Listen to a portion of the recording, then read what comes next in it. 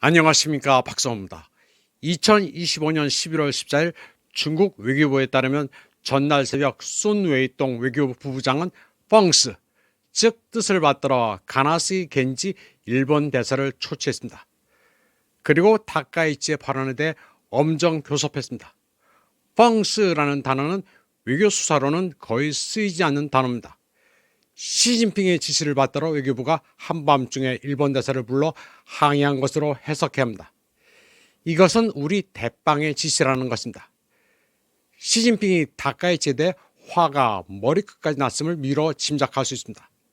순 웨이동은 다카이치 산하의 일본 총리가 최근 국회에서 타이완에 대해 노골적으로 도발적인 발언을 하며 해협 문제에 대한 군사 개입 가능성을 시사했다고 말했습니다. 이러한 발언의 성격과 영향은 매우 심각합니다. 중국이 거듭 강력히 항의했음에도 불구하고 일본은 여전히 반성하지 않고 잘못된 발언을 철회하지 않고 있습니다. 다카이치는 그야말로 미소라 히바리상의 진세의 이치로입니다.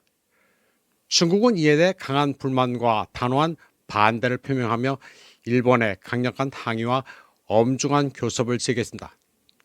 순 웨이똥은 다카이치의 타이완 발언이 극히 잘못되고 위험하다고 했습니다. 또 중국 내정에 대한 심각한 간섭이고 국제법과 국제관계 기본 규범을 심각하게 위반했다고 했습니다. 아울러 전후 국제질서를 심각하게 훼손하고 하나의 중국 원칙과 중일 4개 정치문서 정신을 심각하게 위반했다고 했습니다. 뿐만 아니라 중일 관계의 정치적 기반을 심각하게 훼손하고 중국 인민의 감정을 심각하게 손상했다면서 14억 중국 인민은 결코 이를 용납하지 않을 것이라고 말했습니다. 순 웨이똥은 타이완 문제가 중국의 핵심 이익 중의 핵심이며 불가침의 레드라인이자 최후의 선이라고 강조했습니다. 타이완은 중국의 신성한 영토이며 타이완 문제는 순전히 중국의 내정이라면서 타이완 문제를 어떻게 해결할지는 중국 인민 스스로의 문제이며 외부의 간섭을 용납하지 않는다고 했습니다. 올해는 중국 인민 항일 전쟁과 세계 반파시스트 전쟁 승리 80주년이자 타이완 반환 80주년이라고 말했습니다. 그는 80년 전 영웅적인 중국 인민은 14년간의 피비린내 나는 투쟁 끝에 일본 침략군을 물리쳤다고 말했습니다.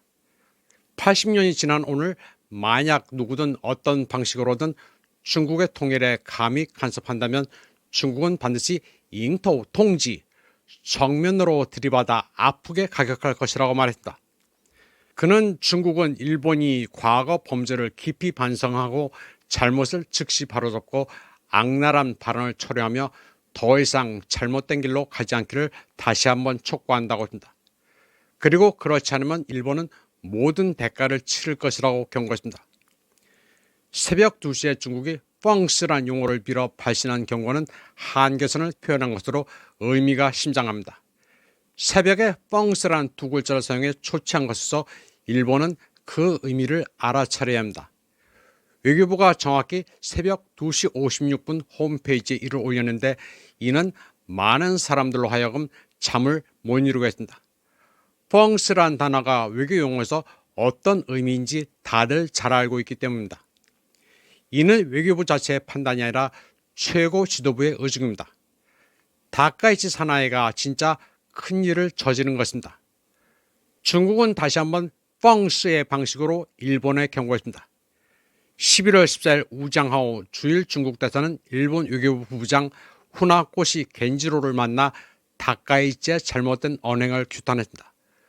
우장하오가 펑스의 형식으로 일본 외무성에 전한 메시지는 순 웨이똥의 것과 동일합니다. 우장하오는 타이완은 중국의 타이완이라고 시작하면서 어떤 외부 세력도 간섭할 수 없다고 말했습니다. 그리고 중국의 통일은 필연적이라고 강조했습니다. 다카이치는 아주 무모하게 질러버렸습니다. 이를 실언이라고 볼 수도 있지만 오히려 일본 우익의 전략적 탐색일 수도 있습니다. 중국을 떠보고 미국이 자신을 지지할지를 알아보고 부수적으로 일본 국내 민족주의 감정을 부추기는 것입니다. 일본은 특이한 게 원폭을 토한 미국만 무서워합니다. 자기네들이 2차 세계대전에서 패한 것은 미국의 진 거지 중국이나 소련의 진 게 아니라고 여깁니다. 중국은 많게는 3천만 명의 목숨을 바쳐 일본 제국주의를 패퇴시켰다고 생각합니다. 러시아도 소련의 참전이 일본의 패망에 결정적이었다고 여깁니다.